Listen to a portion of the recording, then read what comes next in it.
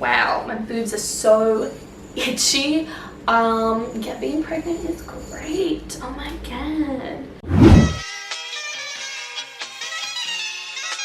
Hi guys, welcome back to my channel. Yes, we are filming in my bedroom. Usually I would film in my office, but it is turning into our nursery as we speak.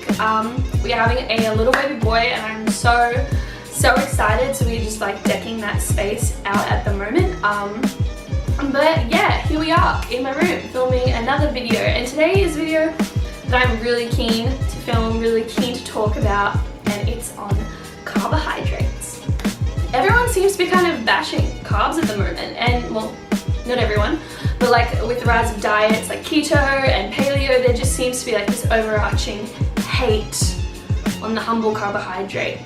But are carbs really the devil? So to answer this question, I guess I should start by explaining what a carb actually is. So carbohydrates are organic compounds composed of hydrogen, oxygen, and carbon. The main role of carbohydrate in our body is to provide energy in the form of glucose. Glucose is the preferred fuel source for our central nervous system, and it also supports high-intensity exercise. Carbohydrates also act as a substrate, so a fuel, in the creation of certain compounds in our body, like ribose in ribonucleic acid, which is part of the whole DNA translation thing.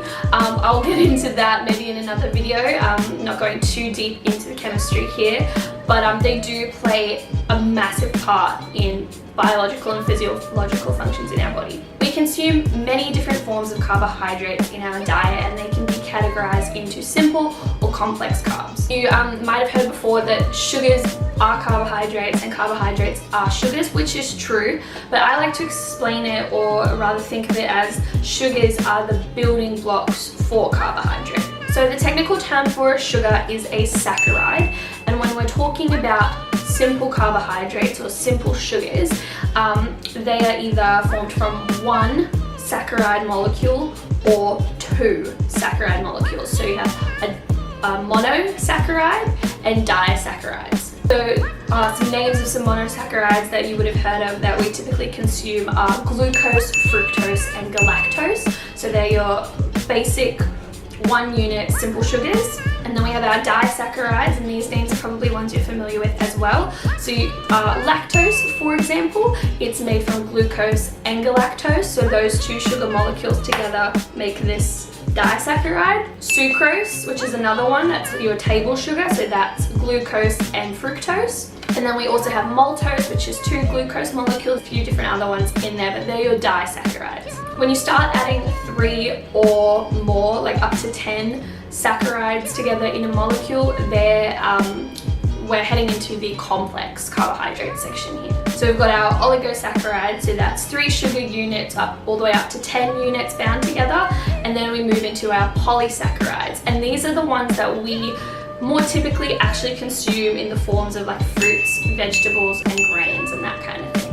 When we consume carbohydrates, whether they're simple or complex, we undergo a blood glucose response. That is a peak in our blood glucose levels. The magnitude of this response over time is dependent on a few factors. Imagine for a moment, if you will, that we consume glucose syrup, so the simplest form of carbohydrates, and then in another instance we consume a serving of brown rice.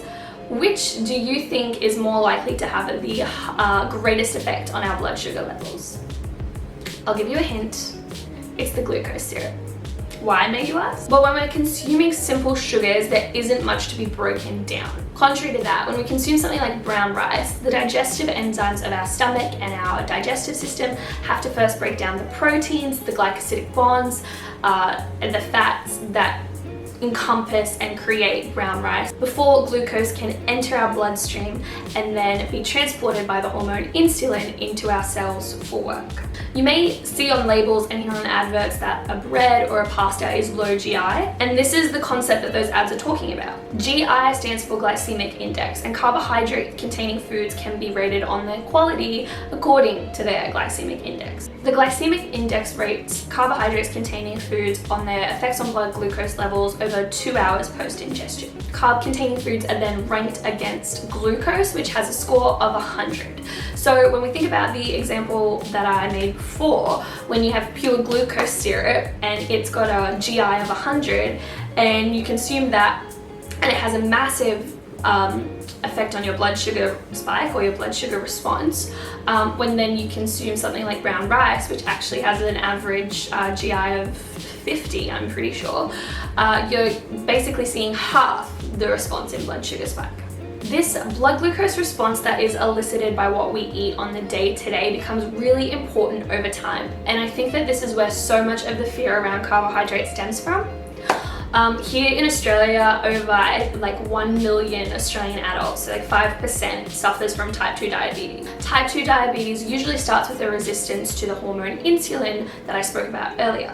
When we eat carbohydrate-containing foods, we have that blood sugar response, and our pancreas secretes insulin. In someone who isn't diabetic or doesn't suffer from insulin resistance, insulin would enter our bloodstream and transport glucose into our cells to either be used as glucose or stored as glycogen until we needed it. In those who suffer from diabetes, insulin is either not created, or it is created and is released in amounts that aren't effective, or it is released normally and isn't effective at all. One cause to the onset of type 2 diabetes is said to be fatigue on the pancreas after having to pump out insulin whenever highly processed, high GI, simple carbs are being consumed constantly. And yes, this is true among other factors like genetics, activity levels, etc. But yes, it's true. And when glucose pools in our bloodstream and can't be taken into our cells, it causes a lot of adverse effects. Typically endothelial dysfunction and damage, which can lead to other diseases like cardiovascular disease and ulcers of the extremities and loss of vision. But that is why one of the biggest recommendations of the NRB is to swap out highly processed, simple carbohydrates with less processed, high GI, complex carbohydrate containing foods. Just like other carbohydrates, namely fat, because it also has this hater train on it at the moment. I feel like you're either pro-carb or you're pro-fat, or like, you know what I mean? But neither of them, neither carbs nor fats, are something to fear. Like I said before, carbs are our primary source of fuel for our central nervous system and for high intensity exercise. In fact, carbohydrates in the form of glucose and glycogen are critical for high intensity exercise. When we perform lower intensity activities or exercise, our muscles primarily use fat for fuel, but as we progress and the intensity of our exercise or activity increases, we rely less on fat for fuel, and our muscles start to burn primarily glucose and carbohydrate. So when we're walking, our muscles are burning fat, but when we start doing a sprint, or if we're lifting really heavy weights, our body will rely primarily on glucose for fuel. Creatine phosphate as well, but that's another substrate in energy metabolism that I'll do another video on. This right here is the point I especially want to hone in on, because with the rise of social media, diets like keto and paleo, they're and other low carb diets are gaining so much traction, and I'm not hating on them. They have their place.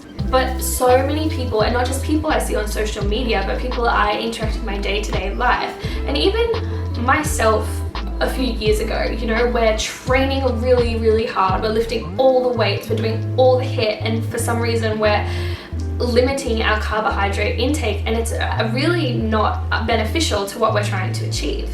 Low carb diets for athletes performing high intensity exercise can be detrimental to their performance outcome. Fatigue during prolonged exercise has long been associated with glycogen depletion, aka using up our muscle stored energy.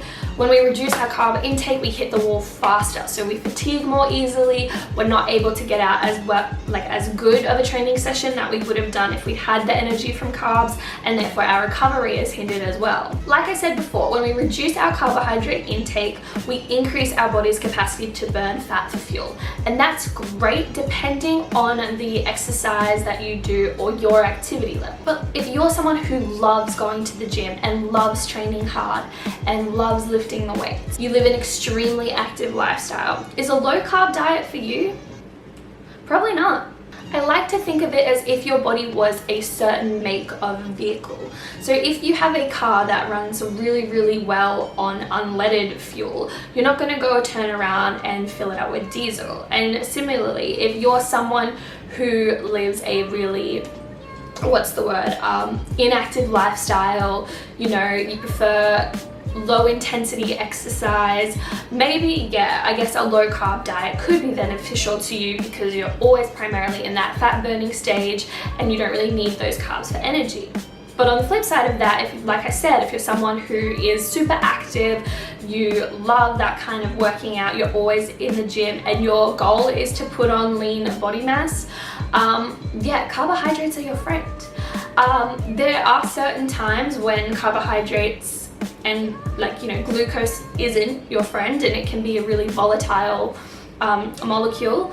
However, for the most part, if you're active and you're fit and you're healthy, carbohydrates aren't going to be your enemy. In fact, the AMDR, so the acceptable macronutrient distribution range for carbohydrates, is between 45 to 65% of our total energy intake for the day.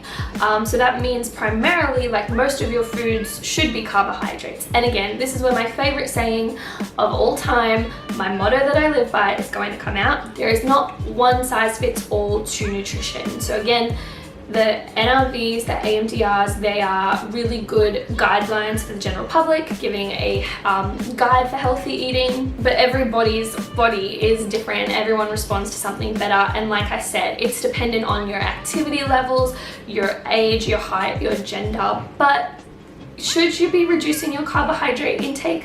Probably not. You don't need to hate on them. You don't need to hate on fats. You don't need to hate on carbs. Macronutrients are macronutrients for a reason. So carbs, fats, and proteins. They've been deemed that because they're what we need the most. Like I said, carbohydrates are our primary source of fuel for our central nervous system, and they provide fast energy when we need it. As I said before, I'm not hating on diets like keto or paleo. I've actually tried both of them. Pretty much tried every diet under the sun, hence why I decided to study nutrition and work towards becoming a dietitian. Yeah, I'm not hating on those diets. They really do have their place.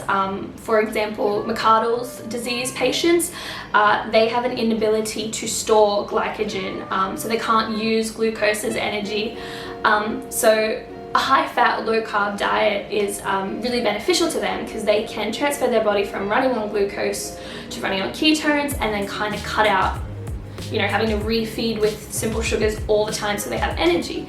But again, they can't exercise over 50% of their total capacity, so they're not people who are going to be participating in high intensity exercise. And I guess this is the point I really hone in on, because like I said, on social media, and especially since it's like the beginning of the year, I feel like everyone's going to be kind of trying to get the body of their dreams and like hitting the gym and lifting weights and starting a new regime. And if that is your goal, that is amazing and I'm so happy for you, but you need to fuel your body accurately and fuel your body with stuff that's going to help it along its way. Carbohydrates are really important in muscle protein synthesis. It's not just about protein itself, although yes, protein is really important. But like I said, you need carbs for energy so that you can go and smash out that workout to the best of your ability, break down your muscles more, and then, you know, when you finished your workout, refeed your muscles with glycogen, and then your recovery process is better as well. The more I learn about nutrition and the more I continue studying, this is something I get so passionate about. Like I said, I used to sort of live a low carb diet, and even before I went into prep, I still, even though I thought I'd overcome that way of thinking, I was still sort of, whether it be subconsciously or not, restricting my carbohydrate intake. But then, and this is completely anecdotal and I don't really like to hold a lot of weight in anecdotal evidence, but you know, when I was working with my coach and she increased my carbs in my building phase, I noticed like a huge difference in, you know, my performance in the gym, how much I was able to lift, my recovery, and then therefore the muscle gains I was making on top of that. And even now, like, I'm just so passionate about living a healthy, balanced lifestyle. And I think any diet or any way of thinking that cuts out an entire food group, whether it's fat, whether it's carbs, they're not sustainable long term. And I think that, like I said in my counting macros video, the best sort of diet or way of eating is something you can integrate in your lifestyle and do long term, that is sustainable and maintainable. Anyway, thank you guys so much for watching. If this is a video that you liked, please give it the thumbs up. Click the little bell icon so you get notified every time that I upload, and don't forget to subscribe. And I will see you guys in my next video. Bye!